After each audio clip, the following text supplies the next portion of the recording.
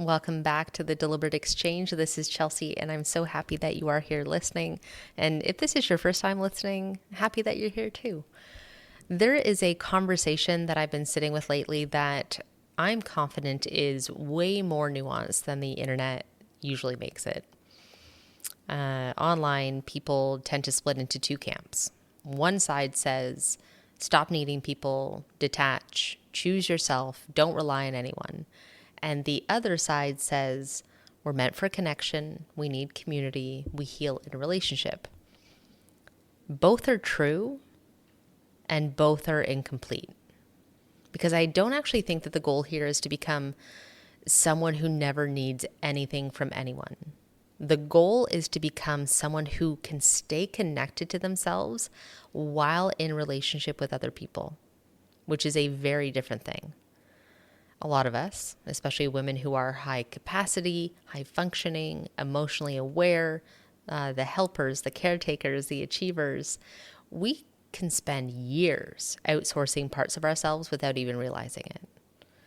Outsourcing our worth, our regulation, our identity, enoughness, our sense of safety, our emotional stability. And sometimes it's to relationships or work or alcohol or needing to be validated or needing to be needed, or sometimes to be productive, or we're outsourcing it to social media, or to how desired we feel, or to whether everyone around us is okay. At first, it doesn't necessarily look unhealthy. It can actually look very successful. You show up, you do the things, you achieve, you take care of everyone, you hold the shit together. Underneath, though, your nervous system is quietly building this dependency on external things to feel okay internally. Like, I have lived this, and there are still some areas that I'm working on. There were years of my life where I genuinely did not know how to sit and be with myself. Silence was uncomfortable. Stillness was uncomfortable. Being alone with my emotions was like non-starter. So I stayed busy. I stayed productive. I focused on everything externally. I drank. I attached myself to relationships and situationships. I chased achievement and titles and money and carrots. I searched for certainty outside of myself constantly. And most of that wasn't actually conscious. It wasn't like I'm sitting there thinking, okay, now I'm going to outsource my emotional safety. Like, it's subconscious. And you think, well, of course I feel better when this person reassures me. Of course I feel okay when work is going well. Of course I can relax after a drink. Of course I feel stable when everyone around me is happy. But eventually life has a way of exposing where we've built our foundation externally. When a relationship changes, or someone disappoints you, or maybe you quit drinking, or your body burns out, or maybe you get fired, maybe your audience stops responding, or you experience a betrayal, maybe you go through grief and loss and rejection and silence, maybe you go through all of those at once, and suddenly you realize, like, fuck, I don't actually know how to hold myself through discomfort without immediately reaching for something outside of me. And that realization can be really brutal. And I'm confident that this is part of why so many women swing from outsourcing themselves completely into hyper independence. Because after enough disappointment, you say fuck it, and your nervous system adapts. It's like your nervous system says, fine, I'm going to do it myself. I won't need anyone. I won't rely on anyone. I won't be vulnerable ever again. I will never let someone have that much impact on me again. And sometimes that gets praised from the outside, especially in the high performers. Oh, she's so independent. She doesn't need anybody. She's got it handled. She's so strong. And sometimes what we call strength is actually protection. And I say that with so much compassion because hyper independence is usually not random. It is adaptive. It is a body that learned that needing people felt unsafe, not reliable. It meant that you And your body learned that being vulnerable led to disappointment, that any kind of support would be inconsistent. It learned that emotional expression wasn't welcomed, and dependence led to pain. And so the body says, fuck it, I'll carry everything myself.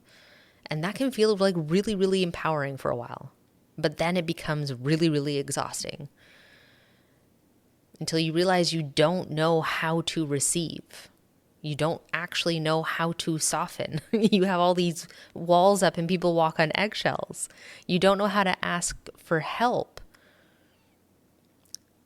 without shame. You don't know how to let people support you without feeling weak or indebted or exposed. And this is where the conversation gets important, because self-sourcing does not mean isolation. Self-sourcing is not, I never need anyone. It is, I can remain connected to myself regardless of what is happening around me. It means I can experience disappointment without collapsing.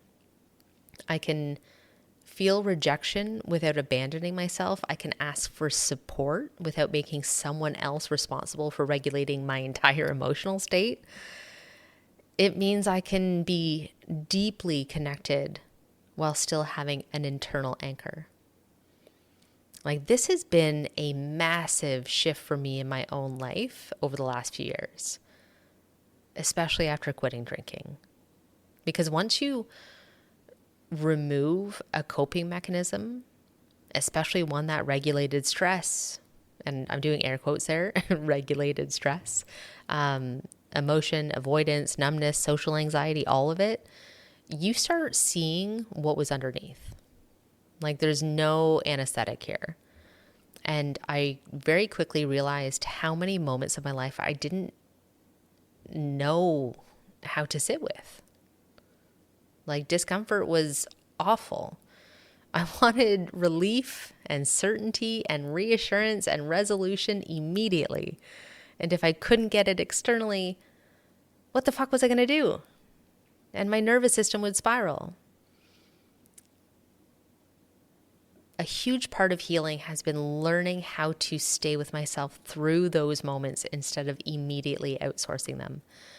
And it has been a work in progress. But I'm doing it deliberately, of course. Like, I will breathe as much as I can before reacting. I will sit with sensations before I escape them. I've learned what my body actually feels like when it's activated. I have learned and I'm learning how quickly I search externally for certainty. I'm learning how often I use productivity to avoid emotion. I'm learning how often I looked for validation to stabilize myself, to give me that reassurance that I needed to keep going. And what I think is really fascinating is the more self-sourced you become, the more capable you actually are of healthy connection, not less. Because now your relationships stop becoming survival strategies. You stop holding on so tightly. You stop needing constant reassurance. You stop shape-shifting to maintain connection. You stop abandoning yourself to avoid rejection. You stop making someone else responsible for your emotional equilibrium. And ironically, that creates more intimacy, not less. Because people can finally meet the real you. Like, I've said this to Kevin a lot. Like, he is getting the truest, most authentic version of me that I probably have been since I was 8 years old. Because I'm not like the performing version or the hypervigilant version, over accommodating or emotionally armored. Like, yes, that still exists, but absolutely not to the extent that it used to. Like, he's getting the real me. And there's something important here around nervous system capacity, of course, because people hear self-regulation and think it means becoming emotionless. Incorrect. It means increasing your ability to experience life without immediately destabilizing, to be able to hold discomfort and uncertainty, relational tension, unmet needs, grief, disappointment, success, and even visibility without instantly escaping yourself. That is capacity. And I'm confident that a lot of the women listening to this right now are somewhere in this pendulum swinging right now. Maybe you've spent years outsourcing yourself to relationships and substances and validation and achievement, or to that beautiful feeling of being needed. Or maybe you've swung hard into, I'll never need anyone again. And I just want to say that there is another way. You do not have to abandon yourself for connection, and you do not have to abandon connection to protect yourself. You can learn to become your own anchor while still deeply loving people, while still receiving support and needing community and allowing intimacy. That's the work. It's not in becoming untouchable and I don't need anyone. It's becoming rooted. That's what embodied self-trust actually is. It's no longer pretending that nothing affects you, but knowing that you can stay connected to yourself when it does. So, with all that being said, if this episode has resonated, if you're wondering, like, what do I do with this? How do I become that milieu of, independent but able to ask for help? And how do I find that middle ground? Feel free to reach out. I've got lots of options and resources that I can direct you to. If you like this episode, I'd love to hear what landed. You can reach out to me via email, or you can send me a message on socials. I would love for you to rate and review this podcast. That's so helpful for me. And in the meantime, breathe it in, be deliberate, and please be good to yourself.